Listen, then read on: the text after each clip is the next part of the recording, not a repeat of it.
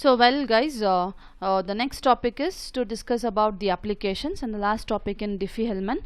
So what are the applications? So here the applications is in the application topic we have L-Gamal encryption. Okay, so how this person made use of Diffie-Hellman concept for the purpose of encryption. Okay, that is how this Diffie-Hellman concept is used in the process of encryption later. So Diffie-Hellman was basically taken for the purpose of key exchange. Later it was also used for the purpose of encryption. Okay, so how he has modified things for using, or how the discrete logarithm concept is used for the purpose of encryption. That is what that is what exactly comes under this applications. Okay, so here what it does, what exactly has done is he has used a large prime number p and a generator g. Okay, so the private key again same thing, a between 1 to p minus 1, and a partial key g to the power of a mod p is computed and is stored in alpha. So to encrypt a message, some message m which is less than p minus 1, this is this is mandatory. Okay, and for the value that is supposed to be sent to a. Okay, so m value will be choose to be less than p minus 1, and what are the message that the b is planning to send to a. Okay, what he does is he'll choose a random number r. So again this r is between 1 to p minus 1, and this r is relatively prime to this p minus 1. Okay, then he'll compute g to the power of r mod p, and also he uses this alpha. Okay, whatever the partial key that was generated and it was shared, the public key of this sender a. So you'll take that alpha to the power of r. Okay, that into m, the message whatever he wants to communicate, mod p. Okay, next what he does, he'll send the c1 and c2.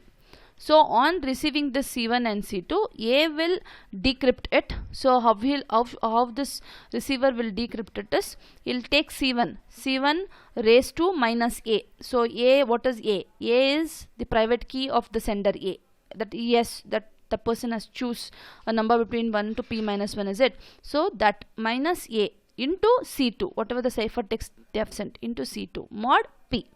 So they'll get back the message. So how you can just see the substitution here, c1 to the power of minus a. What is c1? G to the power of r mod p. Okay, g to the power of r mod p raised to minus a into m into alpha to the power. So I'll just substitute for alpha as what? G to the power of a.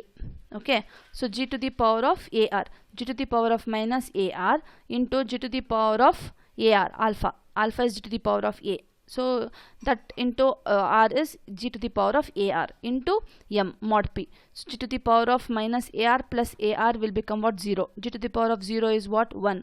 Next I am left out with what? M mod p. M is what? M is a number which is lesser than p minus 1. Then definitely what will be? The message m. So that is how he'll get back his message. Okay, so that is where this formula works. I mean to say this step works. c1 to the power of minus a into c2 mod p.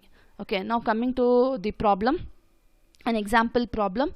So we have 131 and g is equal to 2. Okay, so a private key, that is a will choose to have 97. Okay, so first computing alpha, g to the power of a mod p. G is what? 2 to the power of 97 mod p is 14. Okay, so how to compute, you know very well. So you can just go for splitting up of powers, or the method what I explained before. Okay, so next if m is equal to 75, then the sender b, now what he will do is 75, what we have? G to the power of r, 2 to the power of 33 mod 131 is 103. Next m is 75 into 14 raised to 33. So what is 14 raised to 33? Please compute on your own using the previous method. Mod 131 will give you 51. Okay, next to decrypt it, 103 to the power of minus 97. Now comes the question, how to compute this 103 to the power of minus 97. So that I'll interpret this as 103 to the power of minus 1, that all to the power of 97. So 103 to the power of minus 1 can now be interpreted as what? 103 inverse mod 131. Okay, so I'll compute the inverse by using extended Euclidean algorithm. I'll get what? 14. Next, 14 raised to 97 mod 131. Whatever the algorithm which I explained for in the previous class, I mean to say in the previous video lecture, a to the power of b mod n. So on applying that, I'll get the value as 40. 40 into 50. For this the value is 40. 40 into 51 mod 131. You will get back your original message 75. So this is how this EL-GAML encryption works. So these steps you guys have to memorize, you have to remember. So this is how the encryption is done. Okay, so next is you can also use it in the form of signature, okay, to sign things.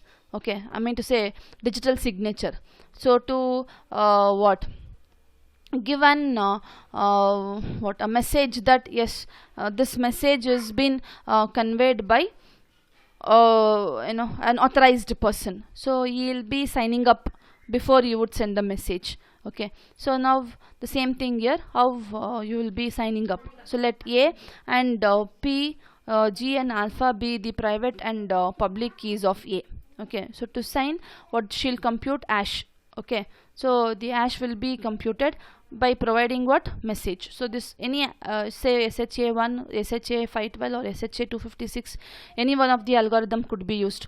So that function or algorithm will take the M as input and it will generate what? A fixed length hash value or a message digest will be generated.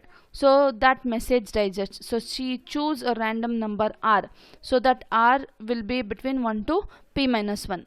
Then that R is relatively prime to P minus 1. So now x is equal to g to the power of R mod P. So there she'll get x. Okay, so now what she'll do is she'll have this hash value that minus A into x. A is the private key what this person A has got. Okay, that into this computed partial key, that into R raised to minus 1. Okay, R inverse mod P minus 1. So this is how value will be computed, that is y, and the signature is the pair of x comma y. So the partial key and this y will be sent. Okay, so now you will definitely have a question, ma'am, such a huge way it has been computed, how will the receiver will get back, or how will the receiver not get back actually, yes, compute the same thing, or how the matching will be done. Okay, see, to prove y is equal to h of m, to verify the signature, the following check is performed. See, alpha raised to x into x to the power of y mod p.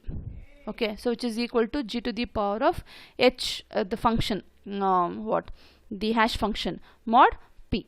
So you can just go through here how it has been done. See, y I have, y is equal to this equation I have, I'll take the same. Next, R inverse I have here. Okay, so this R inverse I'll take here.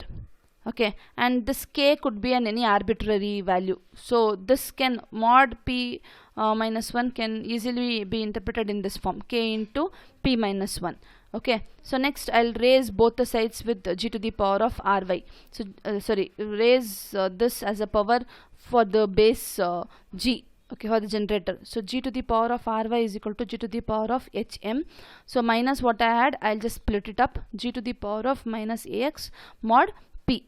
Okay, so now this taking it aside, this becomes positive. Okay, so this is nothing but g to the power of a mod p is what? Alpha raised to x into g to the power of ry. G to the power of r mod p is what? X. So x to the power of y will give me this value. So this is how the signature, verifying the signature works. So all these things should be memorized, that's it. So what is that I can do here is I can just prove how this steps work, but these are the steps that has been performed in this signature. So this is all about this chapter, Diffie-Hellman key exchange. I hope you all have understood. So anything that you have not understood, please do message me so that I can help you in any other ways. Thank you guys.